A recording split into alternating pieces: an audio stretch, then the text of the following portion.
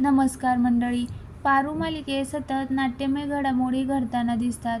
कधी पारू वडिलांच्या सांगण्यावरून गावी जायला निघते, तर कधी अहिल्यादेवीला पारूविषयी गैरसमज निर्माण होतात. अनुष्काच्या कट कारस्थानामुळे अहिल्यादेवी व आदित्य यांच्यामध्ये दुरावा येतो.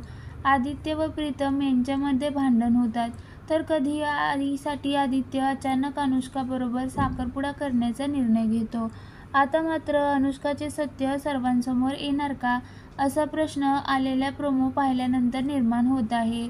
झी मराठी वाहिनीने सोशल मीडियावर पारू मालिकेचा प्रोमो शेअर केला. या प्रोमोच्या सुरुवातीला पाहायला मिळते की प्रीतम, प्रिया, पारू व आदित्य एकत्र दिसत आहे.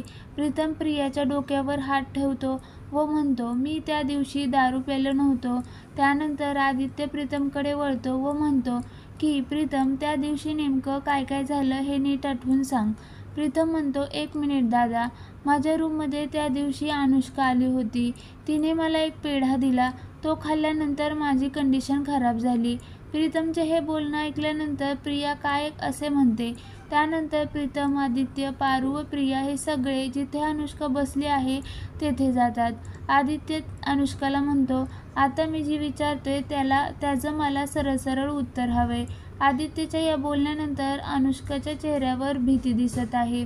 हा प्रोमो शेअर करताना प्रीतमच्या बोलण्यातून अनुष्काच्या वागण्यामागचं सत्य समोर येईल का, असं कॅप्शन देण्यात आलं आहे.